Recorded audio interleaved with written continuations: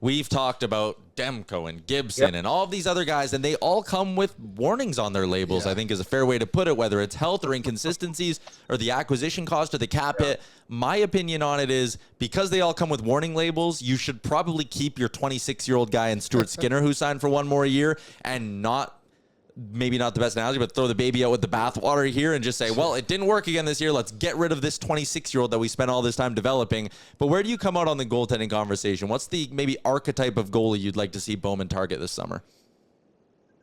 Well, it's going to have to be a great goaltender. I don't think it can be a flyer. I don't think it can be a gamble. I don't. You've got a guy that's gotten to the Stanley Cup final twice, 2 years in a row. Calvin Pickard and Stuart Skinner have gotten it done.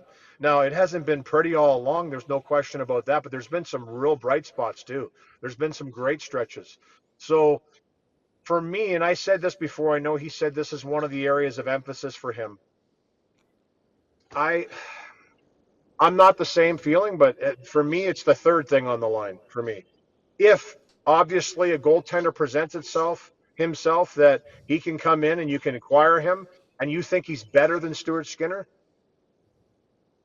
of course you're going to upgrade. Of course you're going to upgrade. You're going to do that in every position. But as of right now, I think that goaltender is really hard to find. That's just my opinion. Yeah, and I agree with that. I think, the blue line seems relatively locked in right now. And again, like if you're going to just go and to me, going and paying $5 million for Jake Allen, as much as he seems like a great guy in the room, and I think he could be a, maybe higher floor option than someone like Calvin Pickard, that's still $5 million to take a risk on a 34-year-old. Like, there's just not an option out there. Like, if Jacob Markstrom was available this summer the way he was last year, and maybe if he was on a team that wasn't Calgary who'd actually trade him here, then, that's a guy who I'd be like, you know what? Move heaven and high water to go get yourself a guy like Jacob Markstrom. But just everyone comes with risks. So I think trading first-round picks, and like we just talked about Savoy, you can't go sacrifice a Matt Savoy in a goalie trade because you need to keep that next wave of young talent coming. And that's, again, to bring it back to my big point, Louis, of that's the challenge of this offseason for Stan Bowman is how do you delicately balance improving now and keeping an eye on the future now? Checks and balances, right? It truly is. And I think that, listen, like I said, I'm not saying that you shouldn't pursue goaltenders and you shouldn't sniff around and kick tires and look to see what's out there. I just think that to go and find a starting goaltender, let's face it, I would say 3/4 of the team are still looking for that guy, that goaltender that stays their team for a decade. And there's only a bunch of them in the league that do it. So I just think it's okay to have that pipe dream. It's okay to have that wish. But I don't think you want to wreck your team in the process of trying to find it. That's just my opinion.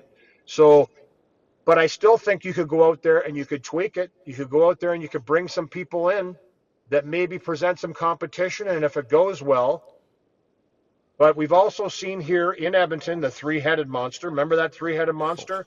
We've also seen, you know what I'm saying? We've seen it where that doesn't work well either.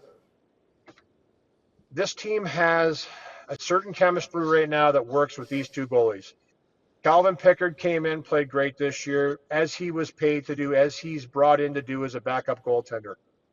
At times, he stepped in as a starter. There's nothing wrong with that. I think that's great. And I think Stuart Skinner's still at a great age. I do. And I'm not going to, and I agree with you, Ty, in that sense. I'm not going to just step away from that. He's 26. He's still learning how to play here. He's still learning how to figure out this league. He's still learning how to train right, make sure that he's mentally prepared, and step in there and play the best he can play. 2 years in a row, he's played in the Stanley Cup final. That is incredible experience. He's only going to gain knowledge and experience from that. Like I said, I'm not as worried as it seems that Stan Bowman and the Oilers are about it. But I would certainly kick tires, and I would always be looking to make the team better in every single facet. Again, that's one that I think is going to be really hard, but we'll see what they do.